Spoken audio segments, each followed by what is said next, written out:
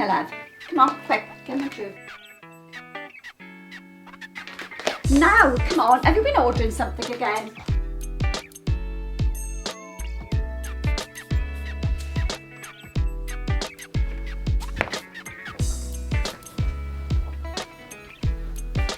No, lad, come here.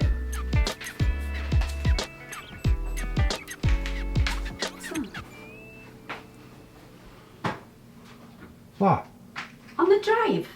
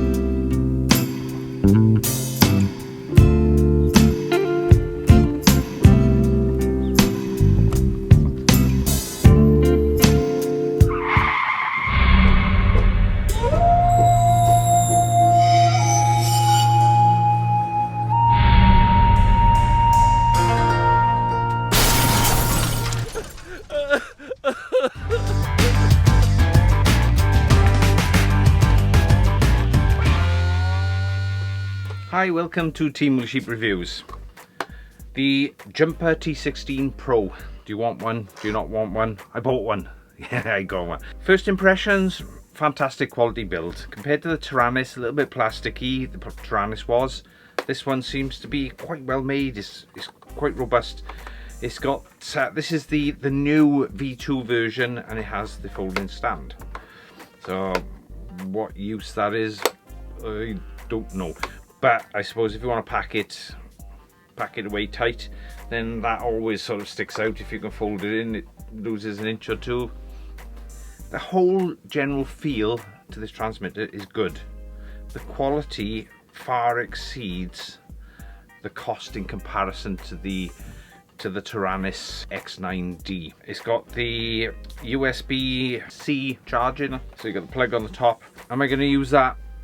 Probably not. I'm running with a set of 18 650 batteries. Had a little spongy thing to stick in there to stop it being wobbly. Seems like a nice transmitter. But will it replace my Taranis? That's the $1 million question. As you know, I've done lots of modifications to the Taranis, and I'm overall happy with the performance and the feel of my Taranis. I do like this one. I like the OpenTX operating system. Very familiar because it's basically the same as the Taranis, with a few little graphical interface improvements. The display is color, so as you can see, nice graphical interface. However, there is a problem.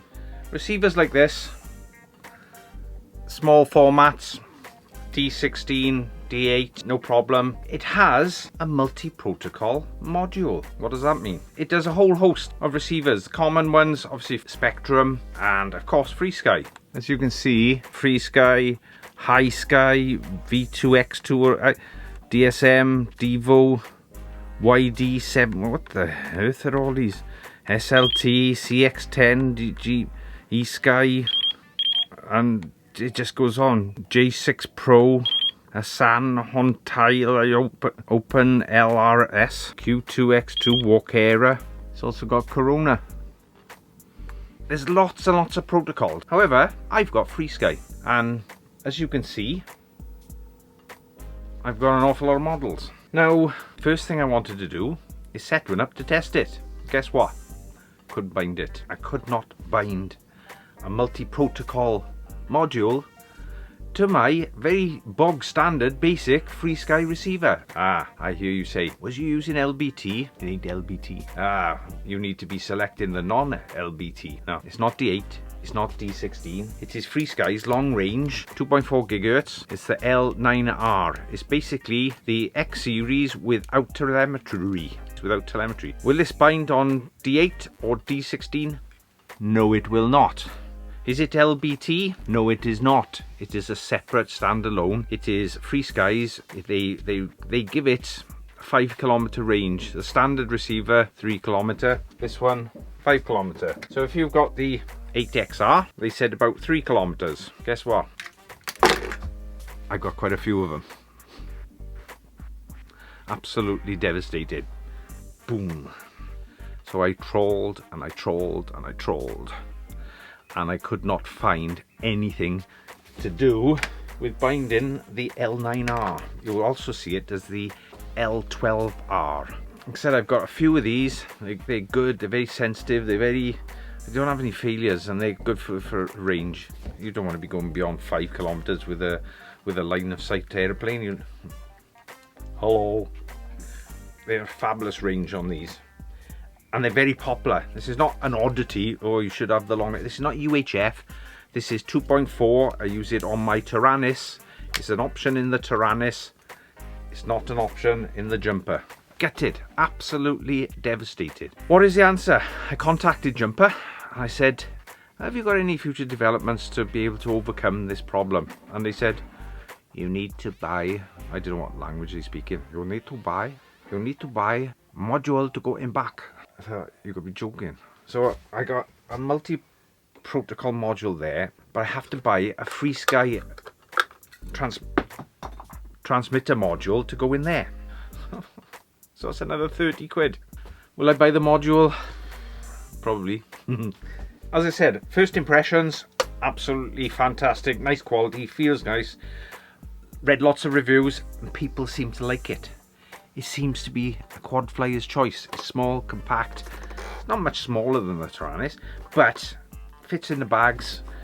And FrSky, you ballsed it up, mate. You ballsed it up. Why? Because of your 2020 firmware trying to take away people's choice of using this. The non-licensed FrSky quad boards with built-in receivers that happen to be FrSky compatible, which I thought would have been a good thing, but because they're not licensed with FrSky, then they decided they're going to lock you out. What happened to good old open source? So what does that mean for us? Am I happy I bought it? I always like new things. Bit gutted about the L9R. Really gutted about that. I thought as part of the package, D16, D8, L9R, and then LBT, they were the ones that you needed to cover. But to lose the L9R, devastated, absolutely gutted. Why? That is a quick overview of the Jumper T16. Would I recommend it? Yeah, I would recommend it. Am I going to buy the module? I'm going to buy the module only because I like the format. Feels nice. Will it replace my Taranis? No, I'm going to use the Taranis as well. For anybody who hasn't seen what kind of UHF, that's the Easy UHF module. Quite good quality unit. Simply slots in. Antenna just protruding over the top. Doesn't clip in. Might have to do a little bit of alteration. It's not quite clipping in. So that could, with the antenna whipping around, fall out. It's not recessed enough there for that little clip there. Oh, that's a bummer. So that's it. I won't be using that with the module, with this module anyway. I'm not sold. I wanted to replace my Tyrannus. I want it to fly planes. I want that front screen. I want telemetry. I want altimeters on it. I want altitude. I want to see multiple timers. It's all there.